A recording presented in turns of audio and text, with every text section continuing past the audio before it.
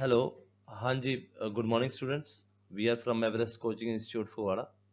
आज हमारी series class 8 की, जहाँ पे हम conservation of plants and animals को लेकर बात करेंगे। Basic introduction. आप काफ़ी नेशनल पार्क्स में गए होंगे या कहीं जू वगैरह में। आपने देखा होगा कुछ एरियाज हैं जहाँ पे हम कुछ एनिमल्स को प्रिजर्व करते हैं। ठीक है, जैसे जयपुर में भी है, काजीरंगा नेशनल पार्क है, जैसे नॉर्थ ईस्ट में। वहाँ पे ऐसे कुछ बायोस्फीयर रिजर्व बनाए गए हैं और टाइगर रिजर्व, जो कि सिर्फ एनिमल्स की कंजर्वेशन के लिए बनाए गए हैं, क्योंकि कुछ स्पीशीज, कुछ प्रजातियां वहाँ पे पाई जाती हैं। और हमें पता है कि all varieties of plants and animals exist on earth and which are essential for wellbeing and survival of mankind, क्योंकि एक पूरी फूड वेब चेन चलती है। ठीक है, तो अगर फूड वेब चेन डिस्टर्ब हो जाए तो पूरी इकोलॉजी डिस्टर्ब हो जाती है। तो इसमें ये कहना चाहते हैं कि अगर हम उसको कंजर्व करेंगे तो नेचुरली हमारी जो फूड चेन है, फूड वेब है, वो मेंटेन रहे। फिर कंसेप्ट आ गया है डिफॉरेस्टेशन। डिफॉरेस्टेशन क्या है कि हम जो रिजर्व में, फॉरेस्ट रिजर्व्स में, या जहाँ पे हमने पेड़ लगाए हैं उन पेड़ों को हम साफ करते हैं, क्योंकि लोग फैल रहे हैं, हमें इंडस्ट्रीज के लिए लैंड चाहिए या हमें हाउसिंग के लिए लैंड चाहिए। तो डिफॉरेस्टेशन, हम पेड़ को काटेंगे किसके लिए? ताकि हम ये कमर्शियल एक्टिविटी कर सकें। और पर एक ये बहुत बड़ा थ्रेट है इन ऑर्गेनिजम्स की सर्वाइवल के लिए।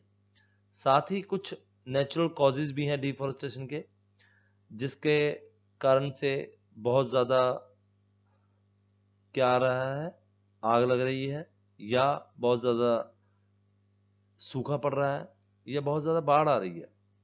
ठीक है, क्योंकि मिट्टी को रोका नहीं जा सकता। पानी आया, बारिश आया, उसने बह गया सब कुछ। ठीक है, तो पेड़ों की जो रूट्स हैं वो नॉर्मली सपोर्ट करते हैं। ठीक है, सूखा इसलिए पड़ता है क्योंकि हवा में को रोकने के लिए, उसकी ह्यूमिडिटी को कंडेंस करके रोकने के लिए कोई भी चीज़ नहीं है। और ट्रीज एक बहुत इंपॉर्टेंट रोल प्ले करते हैं कार्बन डाइऑक्साइड या ऑक्सीजन या वाटर साइकिल के अंदर। Trees are cut for the purpose of land for cultivation. हमने कुछ बीजना है, building houses for factories, making furniture और using wood as what, fuel. तो जो लोग डिपेंडेंट हैं फॉरेस्ट के ऊपर, वो इन पेड़ों को काट कर अपनी लाइवलीहुड करते हैं। क्या कॉन्सिक्वेंस है पेड़ों को? सबसे बड़ा कॉन्सिक्वेंस है कि धरती का टेम्परेचर और पोल्यूशन बहुत ज़्यादा बढ़ जाएगा। इससे पानी का लेवल भी धरती पे बढ़ जाएगा। एक रिपोर्ट आई थी जिसमें बोला जा रहा है कि 2030 या 35 तक कुछ पार्ट्स ऑफ बांग्लादेश, बंगाल और उड़ीसा पानी में सबमर्ज हो जाएंगे, क्योंकि वाटर लेवल बढ़ जाएगा। दूसरा, क्योंकि हमें पता है कि ट्रीज हमें सपोर्ट करते हैं कार्बन डाइऑक्साइड को कंज्यूम करने में और ऑक्सीजन को रिलीज करने में। तो हवा में कार्बन डाइऑक्साइड की जो लेवल है वो बढ़ जाएगा, जिससे ग्लोबल वार्मिंग, जैसे आजकल जो टेम्परेचर बढ़ा हुआ है, ये बेसिक कारण क्या है कि ट्रीज ना होने की वजह से हवा का टेम्परेचर रेगुलेट नहीं हो पा रहा। ग्राउंड वाटर लेवल कम हो जाएगा, क्योंकि वो बारिश को नहीं करवा पाएंगे, तो पानी गिरेगा नहीं, तो ग्राउंड वाटर लेवल कम होगा। पूरा इकोलॉजिकल बैलेंस खराब हो जाएगा। उसका एंड ये होगा कि जो टॉप सॉइल है, top most layer of the soil है अर्थ की, वो जो मोस्ट फर्टाइल है, वो पानी गिरेगा तो वो उससे वॉश हो जाएगी। ट्रीज के रूट्स इस लेयर को सपोर्ट करते हैं।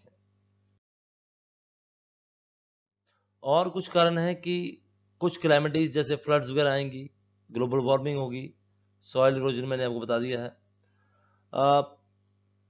मिट्टी की कॉन्स्टिट्यूएंट चेंज हो जाएंगे। जैसे आप राजस्थान गए होंगे या किसी रेतले इलाके में, वहाँ पे आप देखते हैं कि रेत है। पहले रेत नहीं थी, पहले तो मिट्टी थी, पर क्योंकि वहाँ बारिशें होती रहीं, टॉप लेयर वॉश हो गई, तो जो लोएस्ट लेवल ऑफ सॉइल है वो एक्सपोज होती रही और वो हमें सैंड की तरह ही दिखने लग गई है।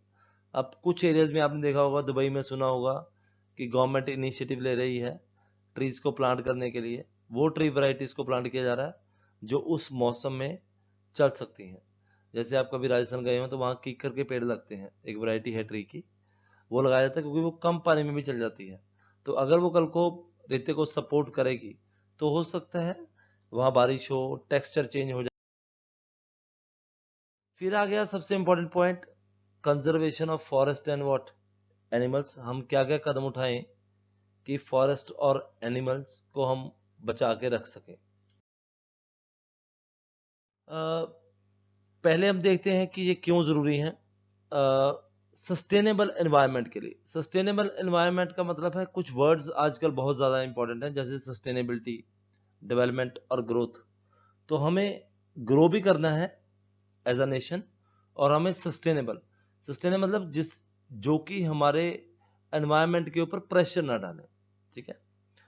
और हमें डाइवर्सिटी को प्रमोट करना है। बायोलॉजिकल डाइवर्सिटी का मतलब है कि हमने एक जगह पहले गवर्नमेंट एक्लेप्टस के पेड़ लगाती थी, फिर बाद में पता लगा नहीं जी, इस पेड़ से तो सॉइल की फर्टिलिटी कम हो जाती है। फिर गवर्नमेंट ने चेंज किया, कुछ और तरह के ट्रीज लगाने लगे। अब मिक्स ऑफ ट्रीज लगाते हैं, आप रोड साइड पे देखते हैं, वो डाइवर्सिटी को प्रमोट करते हैं ताकि एक ही वैरायटी ऑफ ट्री ना लगाए, अलग अलग वैरायटी मिक्स किया जाए ताकि जो ऑर्गेनिजम्स हैं वो उन ट्रीज के ऊपर अपनी सस्टेनेंस कर सके। गया कि जैसे आपकी बुक में दिया हुआ है कि प्लांट्स और एनिमल्स जो पंचमढ़ी में पाए गए हैं एक फॉरेस्ट पार्क में, वो वेस्टर्न घाट्स से रिलेटेड है। और बायोडाइवर्सिटी एक पार्ट है हमारे नेचुरल हेरिटेज को बचाने के लिए। गवर्नमेंट ने बहुत सारे रूल्स रेगुलेशंस कर रखे हैं, जैसे killing of animals is not allowed, कुछ एरियाज में cutting of trees is also not allowed. ये इसीलिए है ताकि हमारे बायोस्फीयर जो नेचुरल इकोलॉजी है उसको हम प्रिजर्व करके रख सकें। उम्मीद है आपको वीडियो पसंद आया होगा। आप को कोई क्वेरी है, कोई आप और चीज़ जानना चाहते हैं तो आप हमें कांटेक्ट कीजिए। ठीक है, wish you happy learning, bye.